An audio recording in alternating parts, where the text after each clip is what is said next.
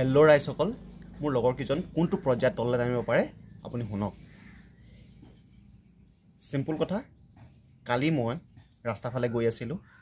অন্যগৰাকী মানুহ ৰাস্তাফালে গৈ আছিলে, মোতকৈ বয়সত বহুত ডাঙৰ। তেখেতৰ কিবা বস্তু লৈ গৈছিলে, কেৰি কৰি লৈ গৈছিলে। বস্তুকেইটা জাষ্ট পৰি গ'ল, মই তেখেতক হেল্প কৰি দিছিলোঁ। এই হেল্প কৰোঁতে কি কৰিলে, মোৰ লগৰকেইজনে ফটো ক্লিক কৰিলে।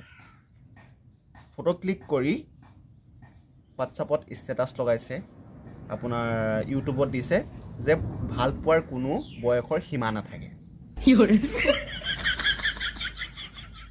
মই দুদিনৰ পিছত গম পাইছোঁ যে এনেকৈ লগাইছে বুলি ষ্টেটাছ, আৰু ভাল তাত ভিউজো আহিছে, আৰু লগতে মানুহৰ মানে কি ধুনীয়া ধুনীয়া কমেণ্টো আহিছে, একো নাই আজিকালি চলেই। মানে মাজত মই ক'ৰ পৰা সোমাই যাওঁ এইবোৰ ক্ষেত্ৰত মই বুজি নাপাওঁ। কেতিয়াবা এনেকুৱা লাগে মই বহুত ডাঙৰ পাপ কৰিছিলোঁ নেকি। কি কৰিব।